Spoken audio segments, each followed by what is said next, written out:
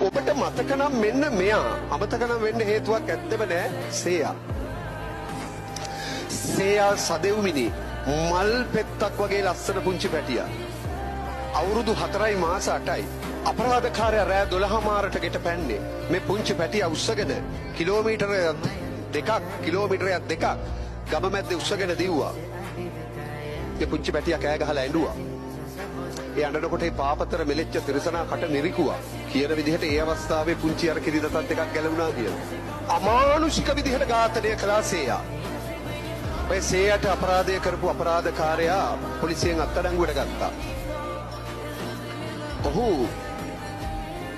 ජීවිතේ ඉස්කෝලේ ගිහිල්ලා නැහැ මල පොතේ අකුරක් ලියන්න දන්නේ නැහැ ඇඟිලි අස්සන ගහන්නේ මේ සේයට අපරාධය කරපු අපරාධකාරයා වෙනුවෙන් කිසිම අධිකරණයක කිසිම නීතිඥ මහත්තයෙක් නෝනා කෙනෙක් නැගිට්ටේ නැහැ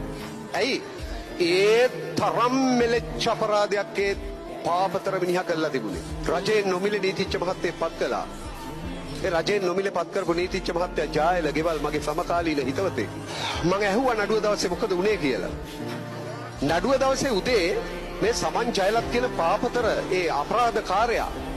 කූඩුව ඇතුලේ ඉඳලා අත් දෙක එකතු කරලා වැඳලා කිව්වලු සර්ට බුදු බවත් වෙනවා අද උසාවියේ නඩුව කතා කරනවා සර් මම වෙනුවෙන් කතා කරන්න එපා ඇයි ඔය හෙන ගහන අපරාධෙ මං කළා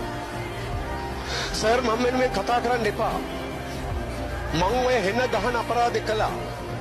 මට දැන් රැට නිින්ද යන්නේ මට රැට ඒ ළමයාගේ ඇස් දෙක මැවිලා පේනවා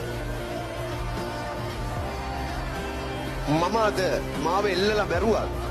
මං කරපු දේවල් මේ අධිකරණයේ කියනවා මේ සමන් ජයලත් කියන අපරාධකාරයාට ශ්‍රී ලංකාවේ පවතින නීතිය අනුව මරණීය දඬුවම දුන්නා එල්ලලා මරන්න නියම කළා හැබැයි ඔබ දන්නේ නැති දෙයක් තියෙනවා මොකද්ද ඔය සේයට අපරාධය කරපු අපරාධකාරයා ඔය කියන පුද්ගලයයි අර මං ඊට ඉස්සෙල්ලා කතා කරපු දොස්තර මහත්තයා MBBS වෛද්‍ය ඉන්දික බාලගෙයි දෙන්නම දැන් හොයලා බලන්න ඉන්නේ එක කූඩුවක් ඇතුලේ ඇයි ඒ දෙන්නට මරණීය දඬුවම දීලා තියෙන්නේ